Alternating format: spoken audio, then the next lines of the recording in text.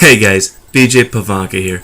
Day 40 of the Internet Lifestyle Network's 100-Day Video Challenge.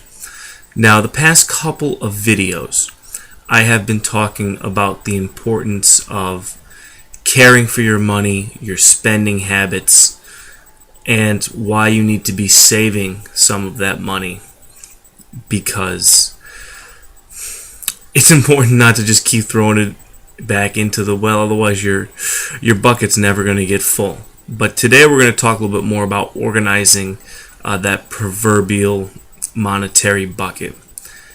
And for that, it really just involves some planning, a couple of accounts, some bank accounts, some investment accounts, just to really keep things divided and make sure that you're not overreaching any of your allotted amounts. The first account you really need to have is you need to have some liquidity and just your basic checking or savings account, just so you have some money on hand for your basic needs, paying your bills, all that good stuff. The second one that you're going to need is an emergency fund, and that's for when the car breaks down unexpectedly, the washing machine starts flooding the house, so you need to not only clean the house but replace the machine. Just those kind of unexpected emergencies, even something as bad as losing your job. And for that, you're going to want to have approximately 6 months of salary saved up. Now, that's going to be tough for some people. It's just something that you should be making a goal of getting towards, really growing towards that. The next one that you should have is you should have some money set aside for fun, for some activities, but you definitely want to keep that in a separate account from your normal paying your bills, just because it will really force you to be limited, because you'll know when you're out and when you have to wait until some of your money comes back in. And the last one is not the last one, I would say that the next one is obviously going to be retirement. That should be invest in some mutual funds.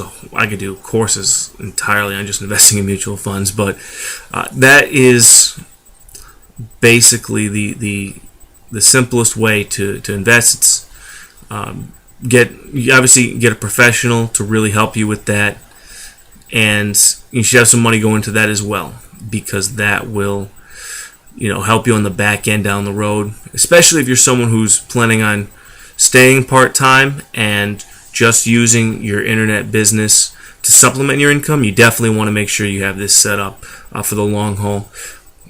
Roth IRA, definitely, just because of the tax advantages there. Some of the guys who are in it, for the long haul, make the big money. There's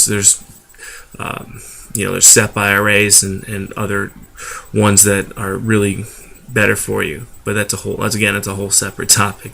And the last one is really going to be your long-term goals, things you really need to save for long-term. For example, a new car fund or a house fund, things like that you need to be able to actually plan ahead for.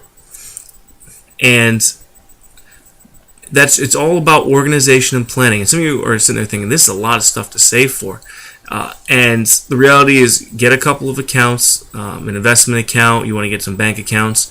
I personally love Bank of America's online platform. It's really good, regardless of what you think of the company. It's one of the best online platforms for doing your online banking, checking, all that stuff. But guys, it's really important that you're able to separate this money, because that way you won't be reaching into different buckets, throwing other plans out of whack. If you're doing this, then your financial game is going to be in great shape. You're going to be probably in the 4%, 3%. Very few people can pull this off, being very compartmentalized and keeping their money in good solid places for whatever their needs are. All right, guys, that's what I got for today. I'll see you tomorrow on the back end. Day 41. Peace.